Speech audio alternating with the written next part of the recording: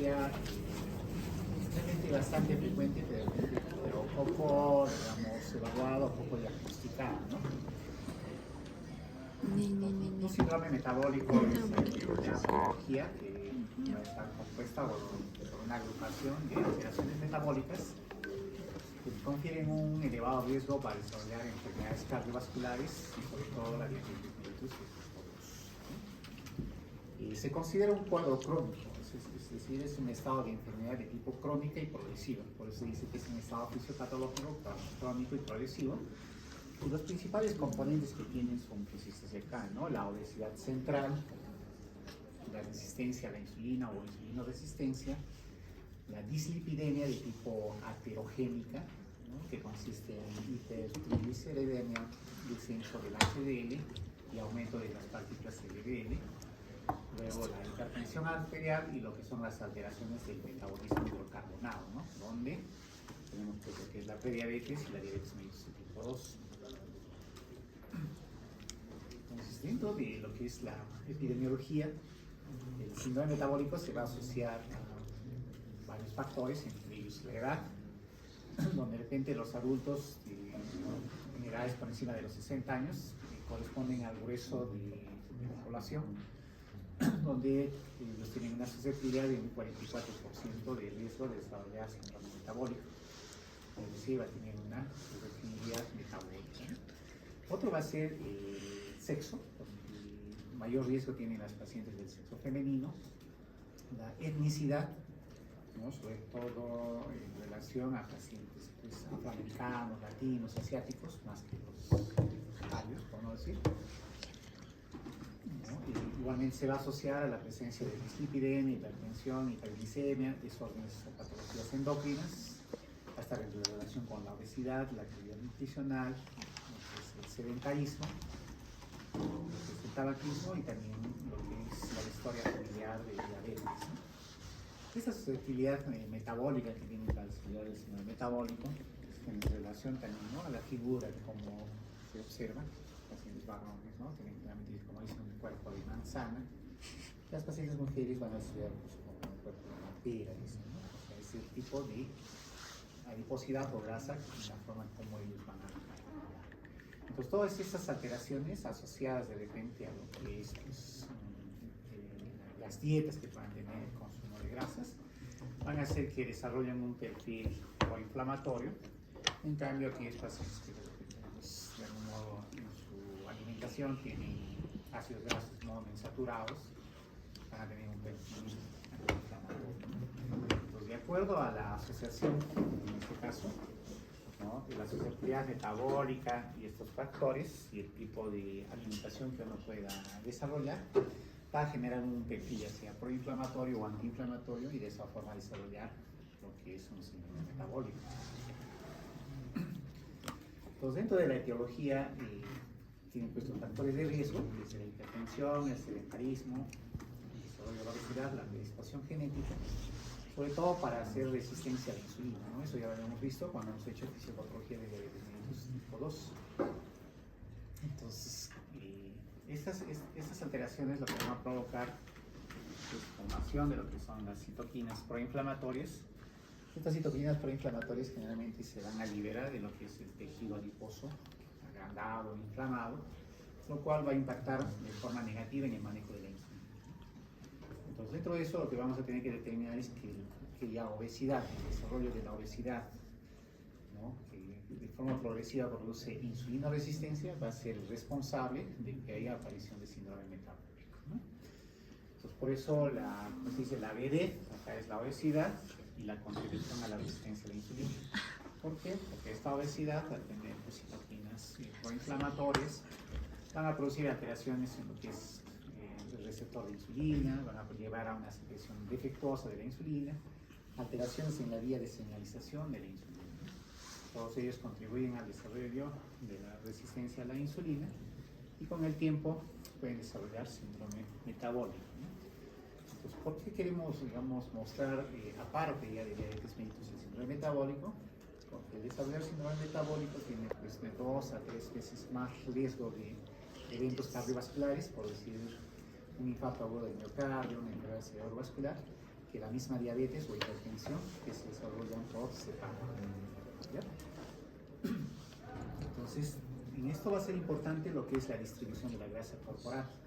Siempre vamos a ver, ¿no? Hay una grasa corporal que puede ser de tipo intraperitoneal, o lo que llamamos la grasa visceral, y lo otro es la subcutánea, ¿no? Que es la que llamamos por encima del músculo. Entonces, vamos a tener dos tipos de obesidad. Se ha dado mayor importancia a la acumulación de grasa intraperitoneal, que se menciona que es la que produce mayor resistencia a la insulina, ¿no? Pero también la grasa subcutánea está inerte, pero digamos como una importancia de menor, vamos a decir, actividad, ¿ya? Lo otro es que, ya habíamos comentado, el paciente al tener un depósito de grasa visceral va a variar con lo que es la sensibilidad a la insulina, ¿no? Eso ya lo se explica en diabetes mellitus tipo 2, donde decimos que a mayor depósito de grasa visceral, ¿no? Hay mayor insulinoresistencia o menor sensibilidad a la insulina, ¿no? Y esto se va a dar, por supuesto, en los tejidos donde actúa la insulina, ¿no? Nuevamente a nivel hepático, a nivel muscular y a nivel del tejido graso. En la epidemiología, ¿no? En los Estados Unidos la prevalencia sigue siendo alta. Se menciona que en los últimos 30 años en los Estados Unidos ha aumentado casi un 35%, hasta un 35%, es decir, 1 de cada 3 pacientes en los Estados Unidos para ese año tenían síndrome metabólico. No estamos hablando solamente de obesidad o diabetes, sino de síndrome metabólico. En el Perú se hizo un estudio en el año 2007, esto es un estudio a nivel nacional. La prevalencia para ese año era de 16,8%, es decir, de cada 6 pacientes, 1 estaba desarrollando síndrome metabólico. El mayor porcentaje se veía en Lima metropolitana, donde era alrededor de un 20,7%, es decir, de cada 5 personas, pues 1 estaba desarrollando síndrome metabólico, ¿no? Igualmente, se demostró en este estudio que el género femenino era el más afectado, 26,4%, es decir, de cada 4 mujeres, 1 estaba desarrollando síndrome metabólico, a diferencia de los varones, donde el porcentaje era de un 7,2%, es decir, de cada, cada 16 pacientes varones, 1 desarrollaba síndrome metabólico, ¿no? Otro estudio del año 2019, ¿no? Esto se hace en lo que es San Juan de Miraflores, un distrito como que me dice de los conos, por no decir, una región metropolitana, ¿no? En ese caso la frecuencia del síndrome metabólico era mucho mayor, casi un 44%, ¿no? Más frecuente en mujeres, un 87% versus los varones 13%.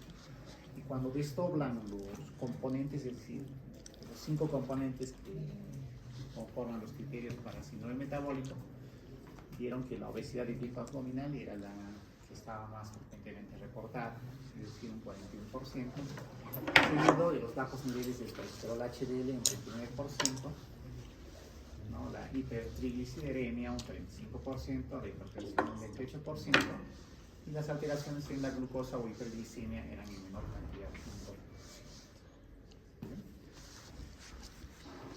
Entonces, de lejos, ahí se determina que el perímetro abdominal que nos ha llevado a determinar la obesidad abdominal era el criterio más frecuente en los pacientes.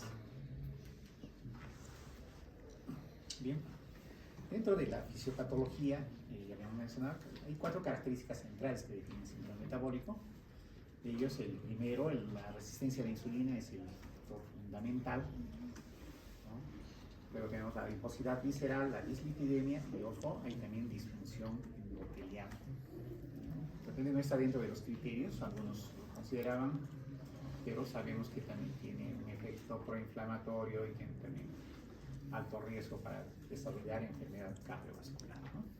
Entonces se menciona que otros hallazgos asociados que se han visto pero se reportan en menor cantidad son la inflamación sistémica, es decir, el síndrome metabólico es un estado inflamatorio, ¿no?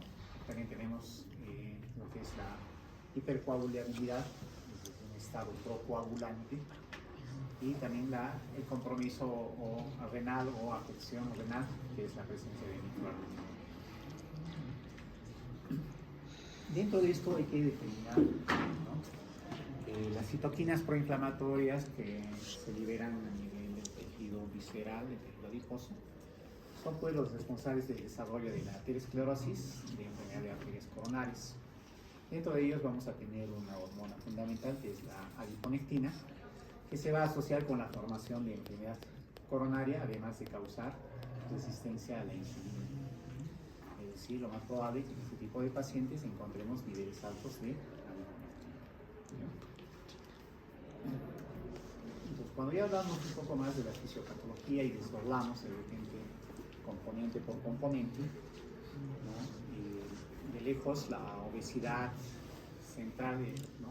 O la obesidad visceral es el eje central de la patogenia del síndrome metabólico, aunque con consecuencia va a producir una resistencia a la insulina. Esto lo hemos explicado en diabetes mellitus tipo 2. Este tejido adiposo en obesos va a producir insulina resistencia, es un tejido adiposo de predominio central, que va a hacer que los adipocitos estén metabólicamente activos, es decir, en estado inflamatorio. Esto va a producir mayor liberación de ácidos grasos libres, mayor cantidad de citoquinas proinflamatorias, y estos al circular a nivel portal, a nivel hepático, ¿no? Van a producir lo que se llama la esteatosis hepática de tipo no alcohólico. Por eso el síndrome metabólico también es una causa de NASH, ¿no? Y con el desarrollo pueden llevar también a fibrosis y cirrosis, ¿no? Por otro lado, esta elevación de los ácidos libres en el plasma lo que van a hacer es disminuir lo que es la reactividad vascular, es decir, la propiedad de los vasos de tener vasoconstricción o vasodilatación. A la vez van a aumentar el estrés oxidativo, liberación de radicales libres, ¿no? Y también van a aumentar el ambiente proinflamatorio sistémico. El efecto directo de esta elevación de ácidos grasos libres, sobre todo se va a ver a nivel donde actúa la insulina, es decir, en los órganos viales de la insulina, donde va a producir pues, alteraciones a nivel hepático y a nivel muscular, ¿no? Que tienen que ver todos esos con hiperglicemia e insulinoresistencia.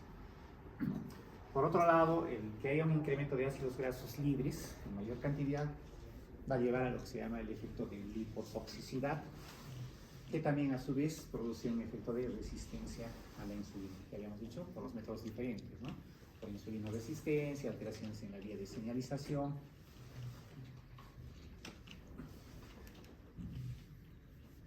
Entonces, el tener un adipocito que es una célula inflamatoria, su presencia, ¿no? Va a producir aumento de moléculas, ¿no? Células inflamatorias que producen aumento de moléculas, ¿no? Y van a producir sustancias proinflamatorias como es el factor de necrosis tumoral alfa, el inhibidor del activador del plasminógeno, liberación de interleuquina 6, ¿no? Alteraciones en lo que es la leptina, ¿no? Entonces, cualquier alteración que veamos ahí va a estar en relación directa a lo que es el estado proinflamatorio, ¿okay? Cuando hay una disminución a la sensibilidad a la insulina, ¿no? Se inhiben varios pasos que tienen que ver con lo que es la glucogénesis, ¿no? Y el progreso del síndrome metabólico y el desarrollo de la enfermedad cardiovascular, ¿no? Se van a desarrollar de forma constante, ¿no? Entonces, muchas acciones que tienen que ver con lo que es las células inflamatorias van a producir efectos trombóticos y efectos vasoactivos. Por ejemplo, puede haber liberación de angiotensinógeno que tiene que ver con el desarrollo de hipertensión arterial. Si hay alteración de este inhibidor del activador del plasminógeno, al ser un estado inflamatorio puede haber un estado de tipo procoagulante y estos pacientes pueden desarrollar trombosis, isquemia, infarto cerebral, ¿no? Igual dentro de los efectos de insulina tenemos que ver aquellos efectos biológicos que son clásicos, ¿no? Porque acuérdense que la insulina también tiene acción a nivel de lo que es la célula endotelial, ¿no? Donde tiene pues, un efecto vasodilatador, tiene un efecto antitrombótico, un efecto antiinflamatorio, efectos antioxidantes, ¿no? Que si de algún modo hay una disminución o una resistencia a la insulina, igual a nivel de sus tejidos, va a haber un mayor riesgo aterotrombótico, ¿no? Los pacientes pueden desarrollar fácilmente hipertensión arterial, nuevamente tengan un efecto procoagulante, ¿no? Y la resistencia a la insulina, que tiene que ver con la disminución de la actividad del óxido nítrico. Bueno, ¿no? El óxido nítrico tiene un efecto vasodilatador, ¿no es cierto? A nivel arterial. ¿Qué pasa cuando hay esa resistencia a la insulina? Este efecto de disminución o mejor dicho, de la actividad del óxido nítrico va a disminuir, ¿no? Entonces los pacientes van a tener mayor riesgo de hacer vasoconstricción, entre otras propiedades que tiene la insulina. Igualmente hay que ver en el síndrome metabólico los factores genéticos, por eso es que hay pues individuos que digamos que pueden no ser obesos, ¿no? Los asiáticos o pacientes que tengan digamos familiaridad con la diabetes, sin necesidad de ser obesos, pueden tener alteraciones en las otras, como que en los otros componentes del síndrome metabólico, que es la hipertrigliceridemia, de repente un desarrollo de hipertensión, ¿no? Esto se va a deber a este polimorfismo que existe en esta proteína 2, ¿no? Es el FABP2, que es la proteína 2 transportadora de ácidos grasos, ¿no? Que tiene que ver con lo que es el transporte de ácidos grasos de cadena larga a nivel intestinal, ¿no? Donde se considera que esta proteína tiene una doble afinidad por transporte de ácidos grasos, y esto puede llevar a que haya un incremento, un aumento de los ácidos grasos libres en la circulación, lo que va a producir la lipotoxicidad. Y finalmente un factor que son los PPAR, se van a acordar de PPAR, que son el receptor del proliferador peroximal activado, aunque tiene una modulación mediante su acción de tipo agonista, ¿no? Generalmente estos PPAR van a determinar una disminución de la insulinoresistencia, y con esto puede existir una mejoría en el síndrome metabólico. Es decir, si hay mayor activación de este PPAR, ¿no? Puede disminuir la insulinoresistencia y de esa forma evitar el progreso, digamos, en este caso del síndrome metabólico. ¿Ya? Hay algunos medicamentos que se basan en este mecanismo. Entonces, cuando ya hacemos un resumen de la hipótesis inflamatoria del síndrome metabólico, tiene que ver con lo que es la obesidad, la dieta hipercalórica y los factores genéticos, nuevamente la proteína 2, transportadora de ácidos grasos libres. Todos ellos van a producir un aumento de moléculas proinflamatorias, ¿no? Interleuquina 6, factor de interés tumoral, llevan a estrés oxidativo, hay fosforilación anormal del sustrato de la insulina, resistencia a la insulina, lipólisis aumentada, aumento de ácidos grasos libres, que a su vez producen como un ciclo vicioso, que este aumento de ácidos grasos libres produce también aumento de moléculas proinflamatorias, y eso hace que haya un desarrollo crónico, ¿no? Por eso la fisiopatología se habla de un proceso crónico y progresivo. ¿Okay? ¿Sí? Y lo otro es la disfunción endotelial, ¿no? Que a veces, pocas veces lo observamos o lo estudiamos en el síndrome metabólico. Acuérdense que la disfunción endotelial es la vía final común entre muchos factores de riesgo cardiovascular y el desarrollo de aterosclerosis, ¿no? ¿Qué hacen las células endoteliales o dónde se encuentran? Recubren la superficie interna de los vasos sanguíneos. La función del endotelio, como han visto cuando uno estudia, se le considera incluso como un aparato, como un sistema, ¿no? De algún modo, debido a que el endotelio detecta y responde a estímulos fisiológicos y patológicos, produce sustancias vasoactivas como el óxido nítrico, las prostacitinas, las endothelinas, y su función principal, por no decir, es modular la respuesta de la capa del músculo liso vascular, ¿no? Es decir, de acuerdo a eso, para producir vasodilatación en los casos que sea necesario, o pueda producir también vasoconstricción en los casos, ¿no? Entonces, de forma simple, digamos que la función endotelial normal protege contra estos procesos que se dan, sobre todo la de aterosclerosis, y la disfunción endotelial va a llevar a que haya desarrollo de lesión aterosclerótica. Entonces, el efecto neto final del síndrome metabólico tiene que ver con la disfunción endotelial.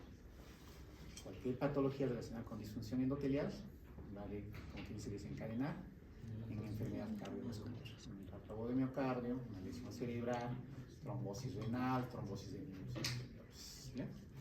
¿Bien? Acá vemos las respuestas. Vamos a ver. Acá no se ve muy bien, pero en el endotelio normal podemos ver que puede tener, por ejemplo, una propiedad antiagregante, es decir, en este caso, el endotelio, de algún modo, al liberar sustancias, ya sea vasoactivas, impiden que las plaquetas se agreguen, no se tienen esa propiedad de agregarse, ¿no? Pueden tener un efecto, por ejemplo, acá de una propiedad antitrombótica, puede tener el control fino de la presión arterial, de lo que es la vasodilatación, ¿no? Pero en una disfunción endotelial todos estos efectos pueden ser bloqueados, entonces se va a dar lo opuesto, ¿no? Va a tener la propiedad trombótica, la propiedad, si se pierde la propiedad antiproliferativa o antiagregante, las plaquetas van a tener mayor posibilidad de agregarse, ¿no? Si hay alguna lesión tipo aterosclerótica, es lo que va a desencadenar de algún modo un cuadro de inflamación, ¿no? Muy bien. En relación a las manifestaciones clínicas, generalmente va a depender, ¿no?, de la patología que se esté desarrollando, porque no tiene signos o síntomas propios, por no decir evidentes, ¿no? Tú ves a un gordito y puede ser que no tenga ninguna molestia, ningún dolor. Pero si va desarrollando de repente diabetes o hipertensión o dislipidemia, las manifestaciones clínicas van a depender de la característica que vean, ¿no? Ahora, el signo visible va a ser lo que es el aumento de la cintura, ¿no? Que dice de la obesidad de tipo abdominal, ¿no? Donde nosotros podemos determinar si, pues, aunque eso no produce dolor, dice, ¿no? Que tenga un incremento de lo que es la cintura abdominal. Pero eso para nosotros sería un signo, es decir, que de algún modo tenga insulinoresistencia. Y las otras manifestaciones va a depender, por supuesto. Si está cursando con hiperglicemia, tendrá, pues, ¿no?, la poliuria, la polidipsia. Si cursa con hipertensión, de repente tendrá cefalea, disnea, ¿no?, dependiendo de cuál sea el cuadro, ¿no? Y la valoración clínica, ¿cómo la vamos a hacer? Igual como en todo estudio, siempre tenemos que comenzar por una anamnesis y por una exploración física. Determinaremos el grado y tipo de obesidad, una obesidad centrífuga, una obesidad centrípeta. El grado, ¿no?, a través del índice de masa corporal, podemos determinar solamente como de repente sobrepeso, obesidad, qué grados tenga. Tenemos que en este caso determinar o descartar causas de obesidad secundaria que sean, pues, por enfermedades endocrinológicas o por ingesta de fármacos, ¿no? No vamos a ver un paciente con Cushing y vamos a decir que no es síndrome metabólico. Será característica o signos propios de tener el síndrome de Cushing. O si el paciente está recibiendo algún tipo de repente de corticoides, o de repente, ¿no?, eso pueda llevar a que haya también un incremento en su obesidad, ¿no? Igualmente, siempre debemos buscar si hay comorbilidades asociadas, ¿no? No solamente vemos al paciente obeso, sino determinamos si sufre de otras patologías de hipertensión, dislipidemia, y donde podrían usar medicación, ¿no?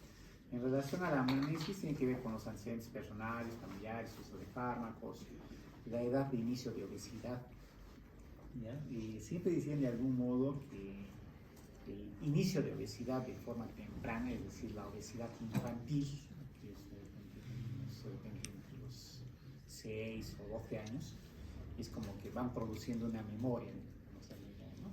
Y son pacientes que durante los años que van viviendo tienen, pues, una facilidad para, como que dicen, subir de peso en primer lugar, desarrollar obesidad, ¿no?, de tipo visceral, y tener mayor riesgo de tener enfermedades cardiovasculares. Por eso los primeros años es importante, porque de algún modo producen un tipo de memoria, ¿no? ¿Qué otras cosas debemos evaluar? El entorno social, el entorno laboral, el entorno cultural. Debemos ver si hay anomalías en la ingesta alimentaria, digamos, ¿no? Hay pacientes que tienen, pues, una polifagia, los que llamamos tienen gran comedor. Hay que ver los estilos de alimentación que tienen, ¿no? Los picadores, los que dicen, ¿no?, los estudiantes de medicina, ¿no? Desayunan, a veces no almuerzan, a veces pican en la tarde, ¿no? En la noche llegan y comen, ¿no? Entonces van produciendo alteraciones en lo que es la frecuencia, ¿no? Entonces, todas estas situaciones tenemos que observar, ¿no? Después, intentos previos de pérdida de peso, ¿no? Van a ver que hay muchos pacientes, ¿no?, digamos, que tienen el sobrepeso o son obesos. No vayan a creer que no han intentado en algún momento disminuir de peso, pero a veces, pues, las dietas son tan rigurosas que abandonan, por no decir, ¿no? Pero realmente para eso ya existe de repente hasta incluso la cirugía bariátrica, ¿no?, de algún modo puede ayudar, ¿no? En la exploración física, ¿qué debemos basarnos? En el peso y la talla, ¿no? El sacar el índice de la masa corporal, medir lo que son los pliegues cutáneos, eso nos va a ayudar a ver la grasa subcutánea, las circunferencias o perímetros para determinar si hay obesidad visceral.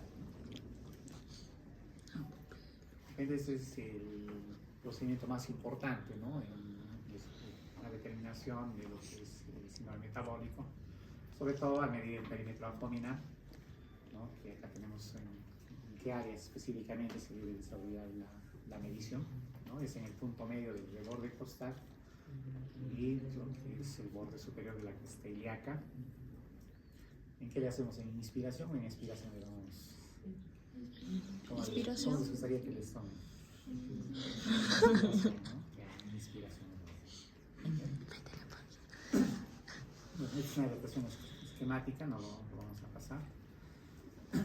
Y los criterios de diagnóstico, es decir, las clasificaciones. ¿Cuál es el propósito de establecer una clasificación? Es que podamos de algún modo tener una herramienta útil para identificar qué pacientes tienen un alto riesgo de presentar una enfermedad cardiovascular. Para eso es lo que utilizamos. No solamente decir es un síndrome metabólico y ahí queda, ¿no? Sino cuáles son los componentes o las alteraciones, ¿no? Acá tienen todas las clasificaciones, desde la primera que fue por la Organización Mundial de Salud en 1998, ¿no? Tenemos del EGIR, del ATP, Federación Americana de Diabetes.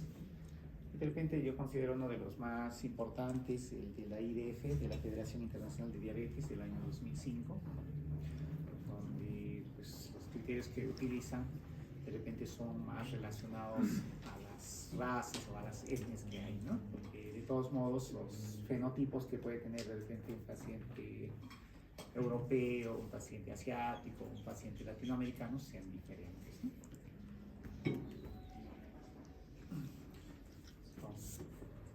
¿Qué se trata de ver dentro de las características de la resistencia a la insulina? ¿No? La historia familiar, si hay diabetes, hipertensión, si cursan con síndrome de ovario poliquístico, la edad avanzada por encima de los 40 años, que pertenezca a grupos étnicos susceptibles, sobre todo los no caucásicos, ya habíamos dicho, los afroamericanos, los asiáticos, los latinoamericanos, son los que tenemos mayor predisposición para el desarrollo de diabetes mellitus. La historia de diabetes gestacional, intolerancia a la glucosa, si hay un diagnóstico previo de enfermedad cardiovascular, hipertensión arterial, acantosis nígricas o esteatosis hepática, ¿no? Bueno, ese es el de la Organización Mundial de la Salud. Y cuando uno revisa y hace, digamos, a ver, vamos a estudiar síndrome metabólico, probablemente la mayor cantidad de trabajos se hayan hecho con esos criterios de la Organización Mundial de la Salud. Si a esos mismos pacientes de repente se les hace con la Federación Internacional de Diabetes, de repente muchos de ellos puedan salir o muchos puedan ingresar, por no decir, a esa clasificación, ¿no? Entonces van a depender de cómo lo tengamos, ¿no? En ese caso, en la Organización Mundial de la Salud, antes para la insulinoresistencia solamente había que tener que sea el paciente diabético, que esté tomando medicación para diabetes o tenga algún grado de insulinoresistencia, ¿no? Abastecida una sensibilidad disminuida a la insulina. En la obesidad, que hallaban ellos, lo que era el índice de masa corporal, que podían tener por ejemplo más de 30%, ¿no? O de repente una relación cintura-cadera mayor de 0.9 para hombres y 0.85 para mujeres. Entonces los criterios eran, digamos, de algún modo diferentes. Y en esta parte lo vamos a pasar. Lo que quería mostrarles, ¿no? Esta es otra clasificación del panel también, de la ATP3, Federación Americana de Diabetes. Este de acá, ¿no? El de la Federación Internacional de Diabetes. Dice que debemos usar una clasificación que de repente esté acorde, como dice, al grupo étnico que tengamos y que de algún modo tenga, como dice, en consideración los 5 criterios que se revisa para este diagnóstico, ¿no? Uno, en la insulina resistencia no hay ninguna prueba que nos diga, ¿no? Antes se hacían los test de Home. En lo que es la obesidad es el perímetro abdominal elevado según la población, eso lo vamos a ver en un cuadro posterior. Y en relación a dislipidemia, como ven ahí casi los parámetros son similares, consideran lo que es los niveles de triglicérido por encima de 150 miligramos por decilitro, o que estén tomando algún hipolipemiante, por decir estén tomando un fibrato. Puede ser un paciente que tenga 100 de triglicéridos, pero está usando un fenofibrato, cipofibrato, ¿no? Entonces el paciente ya se considera que pueda tener este criterio. Igualmente los niveles del colesterol HDL, ¿no? En este caso que estén por debajo de 40 si son mujeres, y en varones que estén por debajo de 50. Acuérdense, el colesterol HDL o de gran densidad o alta densidad es un colesterol de tipo protector, ¿no? Cuando va disminuyendo hay mayor riesgo de enfermedad cardiovascular o cualquier uso de medicamentos, en este caso que se pueda, ¿no? Acá bien que considera las proteínas de baja densidad o el LDL, no lo considera, ¿no es cierto? Luego tenemos lo que es la presión arterial. Se considera que tener un valor por encima de 130/85, no es como decir, es hipertenso, tienes más de 140/90, ¿no? Generalmente ya están en estado de prehipertensión, ¿no es cierto? O están usando antihipertensivos. Creo que yo no soy hipertenso porque me he tomado la presión hoy día y estoy 120/70. Y tomas algo y te sacan. Ese paciente se cataloga también como un criterio para hipertensión. ¿Ya? En relación a las glicemias, el valor ahí ya lo consideran como que por encima de 100 miligramos por decilitro ya se considera un criterio, o estén desarrollando diabetes mellitus. Entonces esos son los criterios. Se menciona que de los 5 criterios que hay, que cumplan con 3 criterios, prácticamente están, digamos, clasificados como un paciente con síndrome metabólico, en el cual se deba de algún modo intervenir, ¿no? Intervenir significa que podrían hacer pues, algún tipo de tratamiento no farmacológico y en los que lo requieran un tratamiento de tipo farmacológico. Y estos son los valores específicos del perímetro abdominal que deberían tener estos pacientes, ¿no? Como pueden observar ahí, ¿no? De acuerdo a la población, al grupo étnico, los europeos, los americanos, los asiáticos del sur, chinos, japoneses, latinoamericanos, ¿no? Va a haber siempre variedad, ¿no? Va a haber variación. Porque si tomáramos, por ejemplo, un criterio de los Estados Unidos, de repente son pacientes de mayor talla y tienen pues mayor perímetro abdominal, ¿no? Probablemente con esos criterios casi nadie entraría a tener síndrome metabólico, ¿no? Por tener el criterio de perímetro abdominal para ser clasificados, ¿no? Entonces son valores umbrales que tienen pues un tipo pragmático para hacer digamos, la detección, ¿no? Entonces para los latinoamericanos acá se considera, por ejemplo, en los varones van a tener mayor de 90, en mujeres mayor de 80 centímetros, ¿no? Y finalmente hay como en todo lado, ¿no? Dicen, estos son los criterios diagnósticos, ¿no? Los que se refiere al IFD, los mismos que hemos repasado. Y como dicen, ¿no? Y a alguien se le ocurrió, ¿no? Dice, hay tantas clasificaciones, ¿por qué no hacemos uno solo, ¿no? En base a todas, ¿no? A eso se llama el criterio de síndrome metabólico según la unificación de criterios, ¿no? O armonizando el síndrome metabólico, ¿no? Entonces son más o menos los mismos parámetros que ustedes pueden observar, ¿no? Pueden ver en el gráfico. Se lo estoy dejando acá para que ustedes lo puedan revisar, ¿no? Pero la importancia de esto es, como quien dice, primero diagnosticar síndrome metabólico y segundo es hacer la intervención, la prevención para evitar que hayan eventos cardiovasculares. No es de tener, estás cursando con síndrome metabólico y listo, ¿no? No, ¿en qué parte vamos a intervenir? ¿Es la dieta el problema? ¿No? ¿Es de repente la hipertensión que estás desarrollando?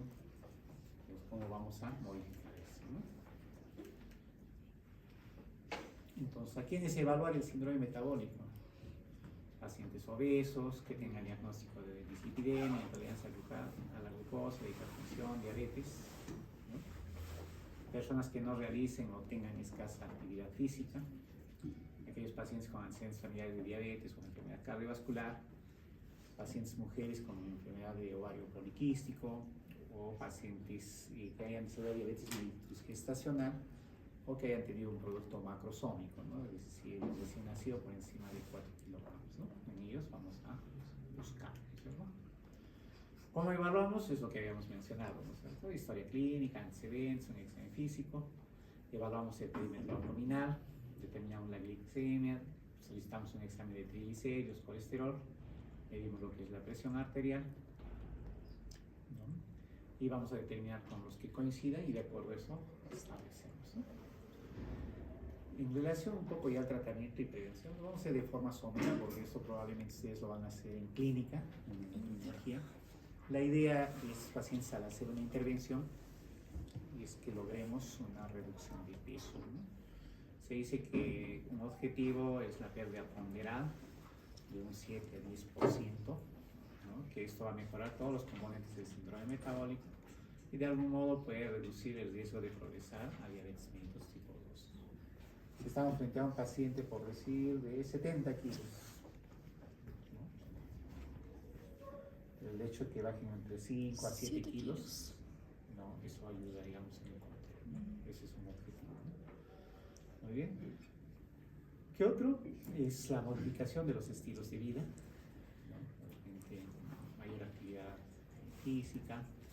La dieta es una dieta menor, ¿no? Es una dieta de 1200 a 1700 calorías por día, se baja en grasas saturadas, ¿no? Consumo moderado de azúcares simples y la sal.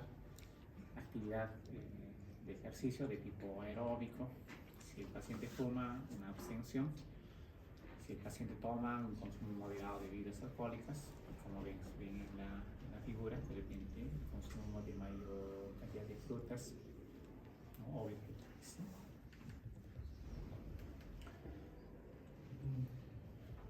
Y en los casos que requieran, si por ejemplo tienen alteraciones con el triglicérido, pueden usar lo que son las estatinas, el ezetimibe, los fibratos, sobre todo.